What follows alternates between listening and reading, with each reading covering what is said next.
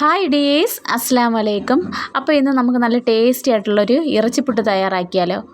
അപ്പോൾ ഇതെങ്ങനെയാണ് തയ്യാറാക്കുന്നതെന്ന് നോക്കാം. ഞാൻ ചിക്കനിലാണ് ഇന്ന് ഈ പുട്ട് തയ്യാറാക്കി എടുക്കുന്നത്.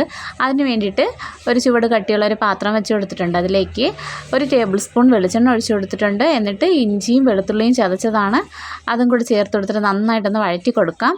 അതിനുശേഷം ഒരു മീഡിയം സൈസിലുള്ള 2 സവാള എടുത്തിട്ടുണ്ട്.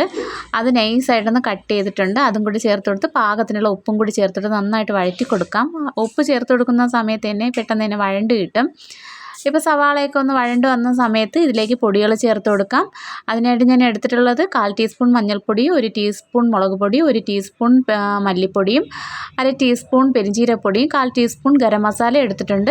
ആ പൊടികളും കൂടെ ചേർത്തിട്ട് നന്നായിട്ടൊന്ന് വഴറ്റിയിട്ട് അതിൻ്റെ പച്ചമണമൊക്കെ മാറിയതിന് ശേഷം ഇതിലേക്ക് ഒരു ചെറിയ തക്കാളിയും കൂടി ചെറുതായിട്ടൊന്ന് കട്ട് ചെയ്ത് ഇതിലേക്ക് ചേർത്ത് കൊടുക്കുകയാണേ. എന്നിട്ടൊന്ന് മിക്സ് ചെയ്ത് കൊടുക്കാം. തക്കാളിയെല്ലാം ഒന്ന് വെന്തുടഞ്ഞ് വരുന്നത് വരെ നമുക്ക് നന്നായിട്ടിതൊന്ന് വേവിച്ചെടുക്കാം.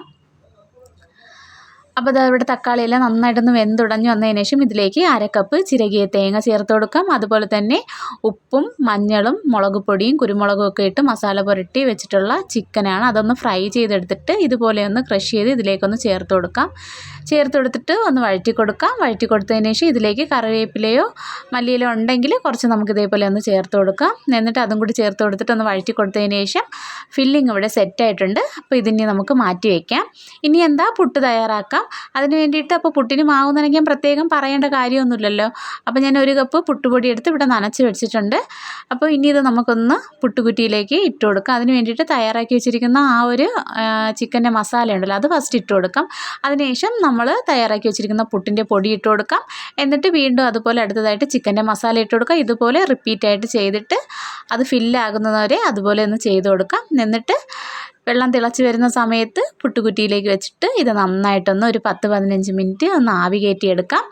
അപ്പോൾ നല്ല അടിപൊളി ടേസ്റ്റി ആയിട്ടുള്ള ഇവിടെ ഇറച്ചിപ്പുട്ട് തയ്യാറായിട്ടുണ്ട്. നല്ല ടേസ്റ്റി ആയിട്ടുള്ളൊരു പുട്ടാണ്. ഒരു തവണയെങ്കിലും തയ്യാറാക്കി നോക്കണം. വീഡിയോസ് ഇഷ്ടപ്പെട്ടാൽ ലൈക്ക് ചെയ്യാനും ഷെയർ ചെയ്യാനും കമൻറ്റ് ചെയ്യാനും മറക്കരുതേ.